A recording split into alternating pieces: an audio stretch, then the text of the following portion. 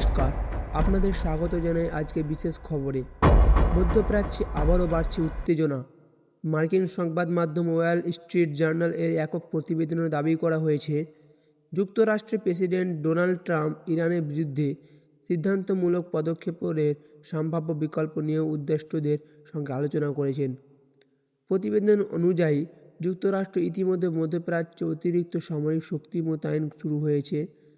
মার্কিন যুদ্ধ বিমান অঞ্চলটিতে পৌঁছেছে এবং একটি বিমান বায়ু রণতরী পারস্য উপসাগরের দিকে অগ্রসর হলে জানা গেছে। সূত্রের দাবি, হোয়াইট হাউস ও পেন্টাগন বিভিন্ন সামরিক পরিকল্পনা তৈরি হচ্ছে। এর মধ্যে সীমিত হামলা থেকে শুরু আরও বড় ধরনের সামরিক পদক্ষেপের সম্ভাবনা খতিয়ে দেখা হচ্ছে। তবে এখানে কোনো হামলার অনুমোদন দেওয়া হয়নি এবং চূড়ান্ত সিদ্ধান্ত প্রেসিডেন্ট ট্রাম্পের হাতে রয়েছে। মার্কিন কর্তারা জানিয়েছেন, কোনো পদক্ষেপ নেওয়া হলে স্থলসেনা পাঠানোর পরিকল্পনা নেই এবং দীর্ঘমেয়াদী সামরিক সংঘাত জড়ানোর ইচ্ছাও নেই যুক্তরাষ্ট্রে।